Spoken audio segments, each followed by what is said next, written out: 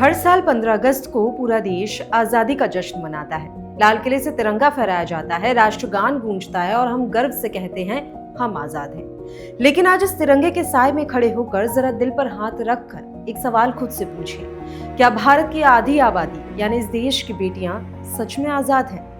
जब रात के अंधेरे में एक बेटी सड़क पर अकेले चलने से डरती है, जब एक महिला को अपने हक की लड़ाई के लिए पूरे समाज और न्याय व्यवस्था से सालों साल लड़ना पड़ता है, तो क्या ये आजादी हर नागरिक के लिए एक समान है? स्वतंत्रता दिवस के इस पावन मौके पर आज हम आपको इतिहास के उन 3 काले अध्यायों और उन 3 साहसी महिलाओं की दास्तान सुनाने जा रहे हैं, जिन्होंने देश के कानून और न्याय व्यवस्था की नींव हिलाकर रख दी थी। मथुरा, भंवरी देवी और शाहबानो। ये सिर्फ 3 नाम नहीं है, ये उन जख्मों के नाम है जिन्होंने इस देश से पूछा था कि आखिर कब मिलेगी असली आजादी। नमस्कार, आप देख रहे हैं डायनामाइट न्यूज। मैं हूं आपके साथ पल्लवी राजपूत। ये बात है साल 1972 की। महाराष्ट्र के चंद्रपुर जिले का एक छोटा सा पुलिस स्टेशन। मथुरा नाम के गरीब, अनाथ और आदिवासी बच्चे को पुलिस स्टेशन बुलाया जाता है और वहीं कानून के रखवालों यानी 2 पुलिसकर्मियों ने उस मासूम के साथ घिनौना अपराध किया। जब ये मामला कोर्ट में पहुंचा तो हाई कोर्ट ने दोषियों को सजा सुनाई, लेकिन 1979 में देश की सबसे बड़ी अदालत यानी कि सुप्रीम कोर्ट ने ये कहकर उन पुलिस वालों को बरी कर दिया कि मथुरा के शरीर पर चोट के कोई निशान नहीं है, इसलिए ये उसकी सहमति से हुआ होगा।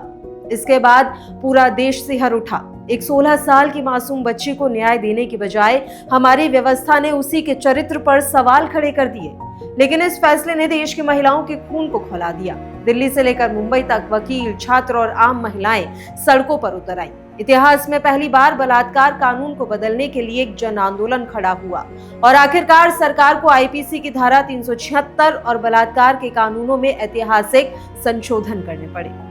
मथुरा केस के बाद लगा कि शायद स्थितियां बदल जाएंगी, लेकिन 1992 में राजस्थान के एक छोटे से गांव में एक और दिल दहला देने वाला कांड हुआ।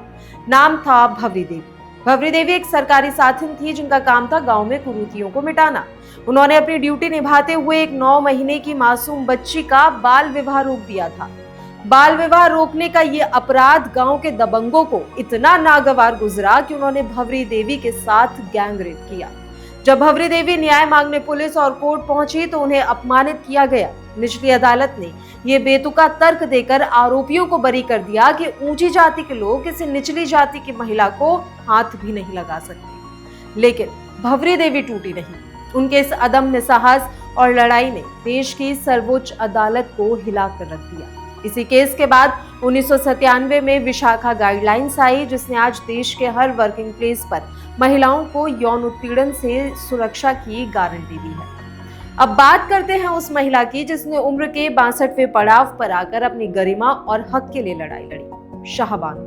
1978 में इंदौर की रहने वाली 62 साल की शाहबानो को उनके पति ने 3 तलाक देकर 5 बच्चों के साथ बेसहारा छोड़ दिया था। जब शाहबानो ने सीआरपीसी की धारा 125 के तहत अपने और अपने बच्चों के लिए सिर्फ थोड़े से गुजारा भत्ते की मांग की तो उनसे कहा गया कि धर्म और पर्सनल लॉ के बीच में उन्हें ये हक नहीं मिल सकता। लेकिन 62 साल की ये बुजुर्ग महिला अडिग रही। शाहबानो सुप्रीम कोर्ट तक गई और 1985 में सुप्रीम कोर्ट ने ऐतिहासिक फैसला सुनाते हुए कहा, धर्म चाहे जो भी हो, किसी भी बेसहारा महिला को जीवन जीने का हक मिलना ही चाहिए।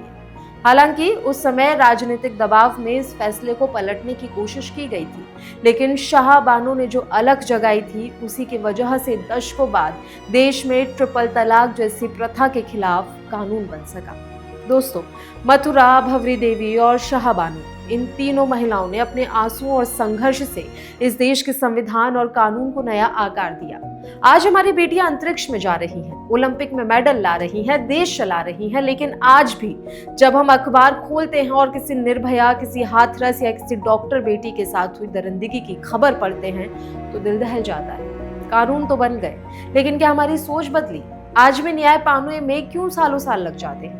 आज भी समाज पीड़ित महिला से ही सवाल पूछता है कि तुम रात में बाहर क्यों निकली थी, तुमने क्या पहना हुआ था? आजादी सिर्फ तिरंगा फहराने और राष्ट्रगान गाने का नाम नहीं है। असली आजादी उस दिन होगी जब इस देश की हर बेटी बिना किसी डर के सिर उठाकर दिन हो या रात अपनी मर्जी से जी सके।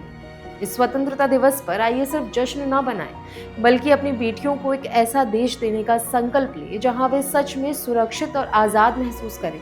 क्या आपको लगता है कि भारत की महिलाएं आज पूरी तरह आजाद हैं? अपनी राय नीचे कमेंट बॉक्स में जरूर लिखिए। अगर ये वीडियो आपके दिल को छू गई हो तो इसे ही शेयर करें, लाइक करें और ऐसी ही विचारशील स्टोरीज के लिए हमारे चैनल को तुरंत सब्सक्राइब करें।